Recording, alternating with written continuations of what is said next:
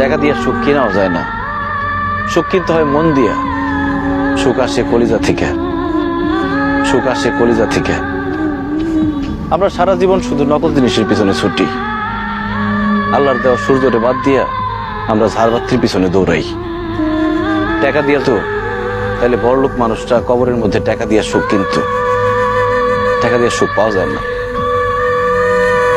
তুমি যদি আমার সাথে থাকতা, আমি হয়তো তোমার টাকা পয়সা, বাড়ি গাড়ি, স্বর্ণ অলংকার কিছুই দিতে পারতাম না, কিন্তু তোমার আমি মাথায় তুলে রাখতাম, পাখির মতো বুকের মধ্যে জড়ায় রাখতাম।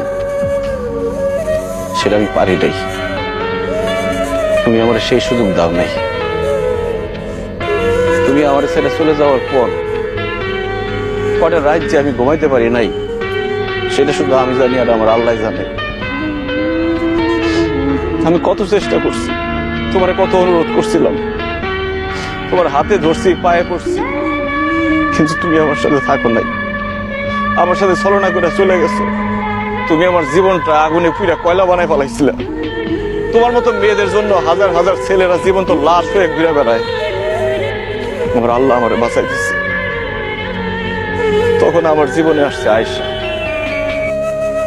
আয়েশাও আমার মতো অশিক্ষিত, পড়াশোনা করে নাই, টাকার সুখ সে বুঝে না, কিন্তু সে যে আমার সম্মান করে আর ভালোবাসে, পৃথিবীর সবকিছু দিয়ে মনে হয় সেই ভালোবাসা পাওয়া যাবে না।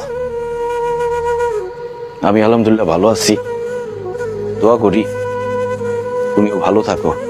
তোমার প্রতি আমার কোনো রাগ অভিমান নাই, তুমি তোমার ভুল বুঝতে পারছো, আল্লাহর কাছে মাফ চাও, আল্লাহ সুখ দিতে পারে। ভালো থেকো।